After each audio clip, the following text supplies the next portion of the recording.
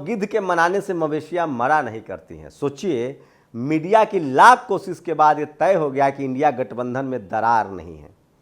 और सबसे बड़ा सेक्रीफाइस, बेदाग छवि के मुख्यमंत्री, मात्र 20 साल अब मुख्यमंत्री पद उनका होने वाला है और 1.5 करोड़ रुपए की संपत्ति, नाम नीतीश कुमार, कैटेगरी ओबीसी। सोचिए, जिस दिन से नीतीश कुमार ने बीजेपी का साथ छोड़ा है, एनडीए का साथ छोड़ा है, बीजेपी को समझ ही नहीं आ रहा है कि करे तो क्या करें, जाए तो कहाँ जाए।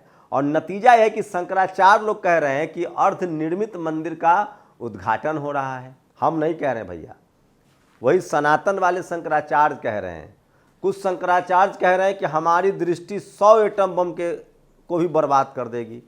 कुछ शंकराचार्य कह रहे हैं कि भैया हमारे खिलाफ गलत लिखा जा रहा है। सोचिए, मीडिया शंकराचार्यों के खिलाफ हो गई। इसका मतलब है, ये तो मैं सहमत हूं कि वर्ण कुव्यवस्था के अनुसार, जाति कुव्यवस्था के अनुसार, मनुस्मृति के अनुसार इस देश के प्रधानमंत्री नरेंद्र मोदी शूद्र हैं। किसके अनुसार? क्लियर कीजिए। मनुस्मृति के हिसाब से, वर्ण कुव्यवस्था के हिसाब से। कुव्यवस्था कह रहा हूं, जाति व्यवस्था नहीं, जाति कुव्यवस्था। तो वर्ण कुव्यवस्था, जाति कुव्यवस्था, मनुस्मृति के हिसाब से नरेंद्र दास दामोदर मोदी शूद्र हैं और उनको बिल्कुल मंदिर में प्राण प्रतिष्ठा का अधिकार नहीं है, जो उनका धर्म कहता है, जो उनके धर्म के जो उनके किताबें हैं वो कहता है। अगर संविधान की बात करें, जो बाबा साहेब का संविधान है, जो आज लागू है, तो किसी को भी मंदिर जाने से नहीं रोका जा सकता है, न मस्जिद जाने से, न गुरुद्वारे जाने से, न गिरजाघर जाने से। और संवैधानिक अनुसार नरेंद्र मोदी स्वतंत्र है, वो देश के बड़े पदों पर। और उस लिहाज से महामहिम राष्ट्रपति द्रौपदी मुर्मू को भी जाना चाहिए था।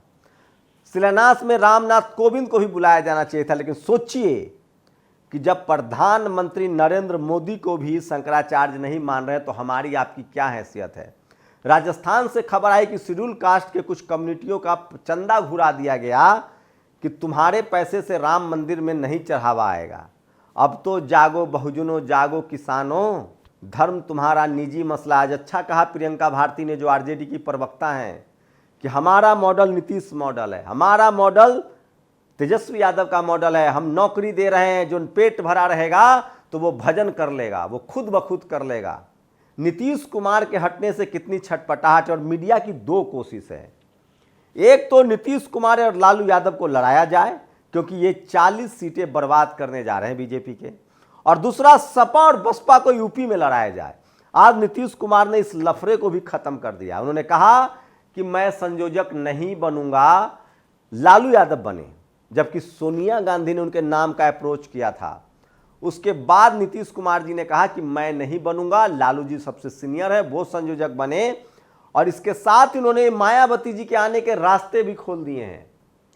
मायावती जी और ओवैसी अगर इंडिया गठबंधन में आते हैं तो इससे बड़ी बात नहीं होगी। मैं फिर कह रहा हूं, अगर किसी के मन में इफ एंड बट है, मैं समाजवादी पार्टी के नेताओं को और उनके समर्थकों को कहना चाह रहा हूं कि आप सोचिए, दिमाग लगाइए। 80 सीटें यूपी में, क्या समाजवादी पार्टी अकेले लड़कर 80 सीटें जीत सकती है? तो लड़ लीजिए। कांग्रेस के साथ गठबंधन करके, आरएलडी के साथ आपका गठबंधन है, तो भी 80 सीटें जीत सकते हैं, तो जीत लीजिए। बीएसपी सुप्रीमो मायावती के आने से 10 से 12-15% वोट का स्वीप होगा और आप विनर हो जाएंगे। और जितना सीट लड़ेंगे, 30 सीट लड़ेंगे, तो 30 के 30 सीट जाएंगे। जबकि आप अगर बिना बीएसपी के लड़ते हैं तो 30 सीट जीतने की गारंटी नहीं है।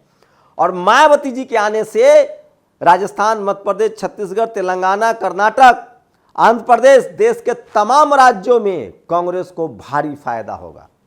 और दूसरी बात, मैं बीएसपी समर्थकों से कह रहा हूं, आप भी अगर गफलत में हैं कि आप अकेले लड़के जीत जाएंगे, तो नहीं जीतेंगे। 80 पर 80 लड़ लेंगे, लेकिन हार जाएंगे। और अगर आप गठबंधन में 20 सीट पर भी लड़े, 30 सीट पर भी लड़े, तो आपका स्ट्राइक रेट शानदार होगा। पिछली बार 10 जीते थे, इस बार 20 और 25 जीतेंगे और आकाश आनंद के लिए रास्ता तैयार हो जाएगा। कितना बढ़िया होगा। सोचिए, मायावती जी प्रधानमंत्री हो जाए, नीतीश कुमार राष्ट्रपति हो जाए, या नीतीश कुमार प्रधानमंत्री हो जाए, मायावती जी राष्ट्रपति हो जाए, अखिलेश जी मुख्यमंत्री बन जाए, तेजस्वी मुख्यमंत्री बन जाए, आकाश आनंद जो है डिप्टी सीएम बन जाए। आएगा बहुजनों का राज। बाबा साहब ने जो वोट का अधिकार दिया है ना, वो आएगा, क्योंकि सोशल मीडिया बहुजनों को जागरूक कर रहा है। SC ST OBC का संवैधानिक अधिकार नहीं छीना जाएगा। सोचिए, इस देश की मनुवादी मीडिया दिन भर खबरें चलाती है, लालू यादव लड़ गए, नीतीश जी लड़ गए, दोनों अलग हो गए, मायावती अखिलेश जी को लड़ाने की कोशिश करता है, लेकिन वही मीडिया आपके घर के 6800 बच्चे लखनऊ में 570 दिनों से धरना दे रहे हैं, वो नहीं दिखा रहा है क्योंकि उनको नौकरी चाहिए। वही मीडिया बिहार में 10,000 लोगों को नौकरियां बांटी गई, आज उसको भी नहीं दिखाया। ये मनुवादी मीडिया, जातिवादी मीडिया इस देश के 90-95% लोगों के खिलाफ है, डेमोक्रेसी के खिलाफ है, संविधान के खिलाफ है। मैं फिर कह रहा हूं, इस देश के तमाम बहुजन नागरिकों को सचेत रहना चाहिए। और जो जो दल इंडिया गठबंधन में नहीं आता है, मैं कांग्रेस के बारे में नहीं कह रहा हूं, आप तय कीजिए कि जो इस गठबंधन से बाहर निकले उसको हराइए और उसके बाद बहुजन दलों को जिताइए। और बहुजन दल तभी जीतेंगे, एक ही फॉर्मूला है। एक तो सारे एक्टिविस्टों को टिकट देना पड़ेगा। मुस्लिम समाज से अगर ओवैसी गठबंधन में नहीं आते हैं तो इंडिया गठबंधन शर्जील इमाम, उमर खालिद, खालिद सैफी, इन सबको टिकट दे जो जेल में सड़े हैं, जो आज भी जेल में हैं, तब जाके मुस्लिम समाज का सिंपैथी मिलेगा। जैसे बीजेपी आतंक की आरोपी साध्वी प्रज्ञा सिंह को चुनाव जिताती है, इंडिया गठबंधन प्रोफेसर रतन लाल हो, लक्ष्मण यादव हो, डॉक्टर रितु हो, ऐसे लोगों को टिकट दे, लोकेंद्र गुर्जर को टिकट दिया जाए।